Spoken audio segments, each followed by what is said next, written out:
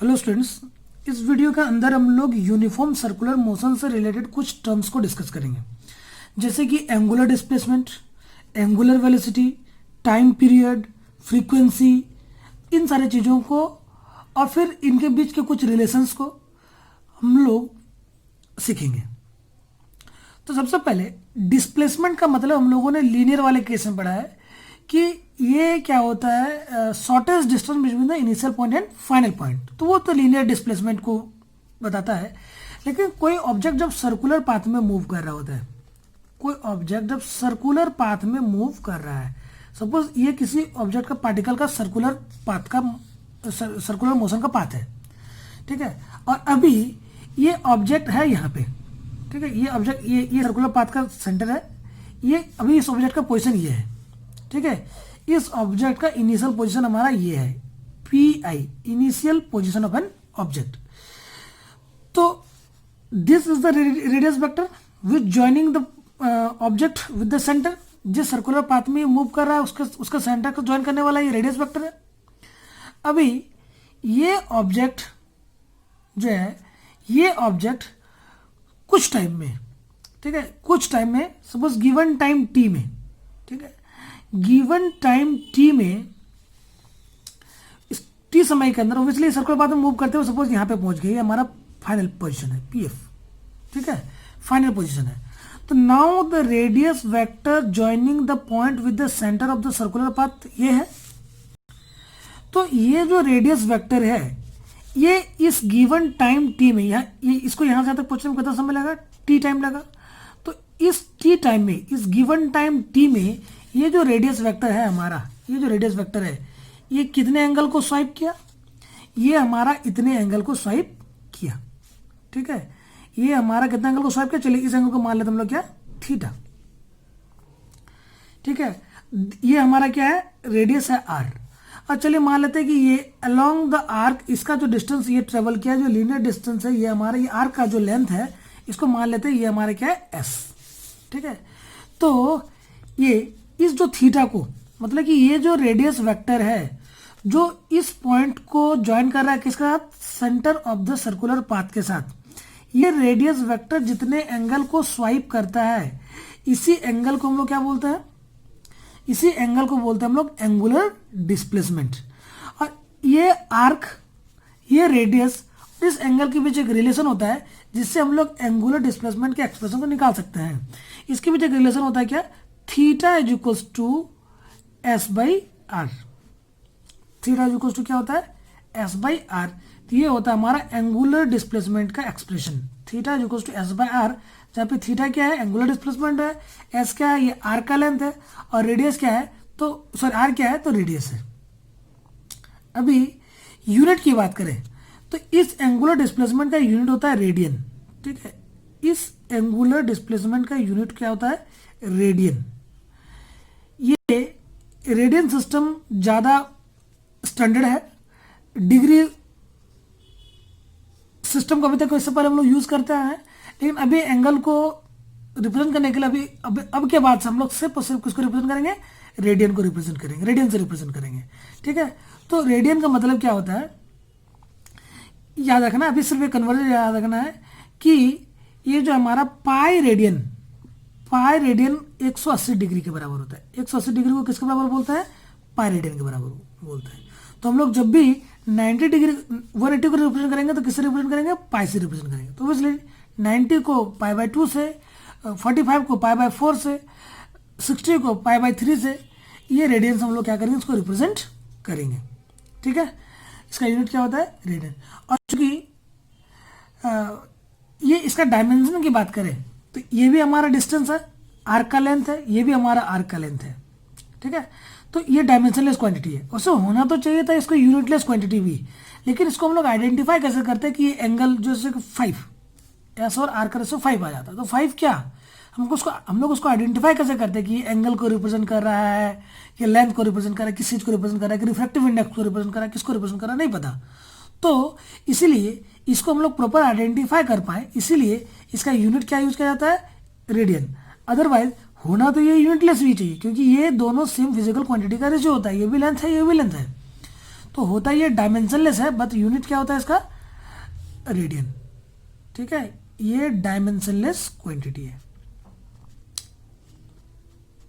चलिए, ये था हमारा एंगुलर डिस्प्लेसमेंट। तो जिस तरह से हम लोग वहां पे लीनियर डिस्प्लेसमेंट के बाद डिस्प्लेसमेंट से वेलोसिटी की ओर चल रहा है, तो बिल्कुल एंगुलर डिस्प्लेसमेंट में भी हम लोग क्या करेंगे, डिस्प्लेसमेंट से वेलोसिटी की ओर चलेंगे। तो बड़ा आसान सा डिफिनेशन होता है भाई एंगुलर वेलोसिटी का, वही टाइम रेट। हम लोग इससे पहले हम लोग पढ़े थे वेलोसिटी v इक्वल्स टू क्या होता है, तो ds बाई डी टी, ये ना ds by D T, rate of change of displacement. तो यहाँ पे भी एंगुलर वेलोसिटी का भी वही मतलब होता है, सिर्फ एंगुलर वेलोसिटी, जिस तरह से यहाँ पे हम लोग एंगुलर डिस्प्लेसमेंट को थीटा से रिप्रेजेंट कर रहे हैं, उसी तरह से एक स्पेसिफिक उसका भी नोटेशन होगा एंगुलर वेलोसिटी का। तो एंगुलर वेलोसिटी का जो रिप्रेजेंटेशन होता है, एंगुलर वेलोसिटी का हमारा रिप्रेजेंटेशन होता है क्या, angular velocity omega equals to क्या होता है हमारा, del theta by del t. ठीक है, या तो फिर हाँ एवरेज एंगुलर वेलोसिटी क्या लिखेंगे, del theta by del t, मतलब कि कितना एंगुलर डिस्प्लेसमेंट हुआ और कितने टाइम में, इसी के रेशियो को क्या बोलते हैं हम लोग, एंगुलर वेलोसिटी। ठीक है, अभी इस एंगुलर वेलोसिटी का यदि हम लोग यूनिट निकालें, ठीक है, तो ऑब्वियसली इसका क्या हो जाएगा हमारा रेडियन, इसका यूनिट क्या है, इसका यूनिट हो जाएगा रेडियन पर सेकेंड, रेडियन पर सेकेंड। और चूंकि ये तो डायमेंशनलेस क्वांटिटी है, तो इसका डायमेंशन क्या होगा, सिर्फ टी टू द पावर -1 होगा, इसलिए इसका डायमेंशन को हम लोग कितना लिखते हैं, m to the power 0 L0 t -1। ठीक है, ये हमारा इसका डायमेंशन होता है। अब दो तीन छोटे छोटे बातें हैं, जैसे कि हमारा क्या, टाइम पीरियड। तो टाइम पीरियड क्या है, किसी भी पार्टिकल को एक कंप्लीट रिवोल्यूशन करने में सर्कुलर पाथ में, एक जैसे पी यहाँ से शुरू होकर पी आई से शुरू होकर वापस पी आई तक पहुंचने में जितना टाइम लगता है, इसी को हम लोग टाइम पीरियड बोलते हैं। Time taken to complete one oscillation, time taken to complete one revolution along the circular path, इसी को क्या बोलते हैं हम लोग, टाइम पीरियड बोलते हैं। अब ये फ्रीक्वेंसी, कुछ ऐसे भी पार्टिकल्स होते होंगे जो एक ही सेकंड में 3-4 रिवोल्यूशन को कंप्लीट कर लेगा।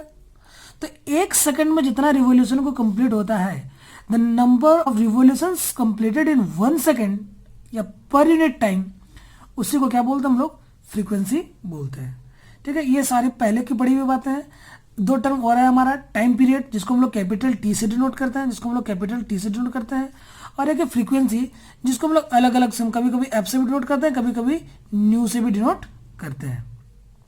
ठीक है, तो टाइम पीरियड क्या होता है, time taken to complete one oscillation, जबकि फ्रीक्वेंसी क्या होता है, तो एक सेकंड में पर यूनिट टाइम में ट्रेवल किया गया कंप्लीटेड रिवोल्यूशन के नंबर को ही क्या बोलते हैं हम लोग, फ्रीक्वेंसी बोलते हैं।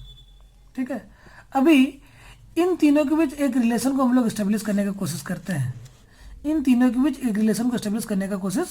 हैं, देखिए किसके किसके बीच, तो अभी हम लोग रिलेशन एस्टेब्लिश करने का कोशिश करेंगे।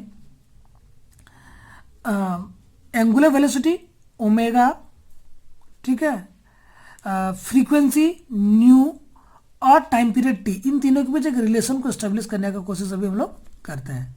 चलिए देखिए कैसे रिलेशन को एस्टेब्लिश करेंगे।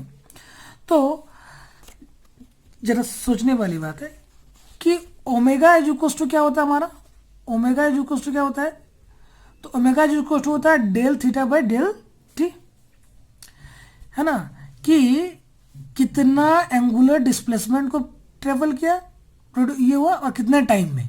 तो जैसे हम लोग चलिए अभी हम लोग कंसिडर करते हैं कि भाई एक कंप्लीट रिवोल्यूशन को, तो एक कंप्लीट रिवोल्यूशन में कितना एंगल होगा, ओब्वियसली 360 के बराबर। तो यदि ये हमारा पाई रेडियन 180 को रिप्रेजेंट कर रहा है, तो ओब्वियसली 360 का मतलब 2 पाई रेडियन। तो एक कंप्लीट रिवोल्यूशन के लिए हम लोग क्या बोलेंगे, ये क्या हो जाएगा, ये हमारा क्या हो जाएगा 2 पाई रेडियन, है ना। और एक कंप्लीट रिवोल्यूशन में जो टाइम लगता है उसको किससे डिनोट करते हैं हम लोग, कैपिटल टी से डिनोट करते हैं, उसको टाइम पीरियड बोलते हैं हम लोग। तो ओमेगा इक्वल्स टू क्या होता है, ये 2 पाई बाई टी, ठीक है, ये 2 पाई बाई टी होता है। चलिए ये एक रिलेशन मिला ओमेगा और टी के बीच, लेकिन हम लोग जानते हैं कि ये जो फ्रीक्वेंसी होता है न्यू, ये 1/t के बराबर होता है। 1/t के बराबर होता है। ये रिलेशन में आप लोगों ने पहले पढ़ा होगा साउंड वाले चैप्टर में, न्यू इज इक्वल टू क्या होता है 1/t। फ्रीक्वेंसी क्या होता है, टाइम पीरियड का रेसिप्रोकल होता है। Frequency is the reciprocal of time period. तो न्यू इज इक्वल टू क्या होता है 1/t।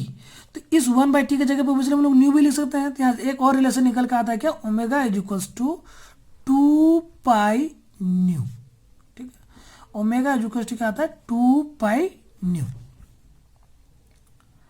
तो ये था सर्कुलर मोशन से रिलेटेड टर्म्स। एंगुलर डिस्प्लेसमेंट मतलब कि angle shift by the radius vector in given time.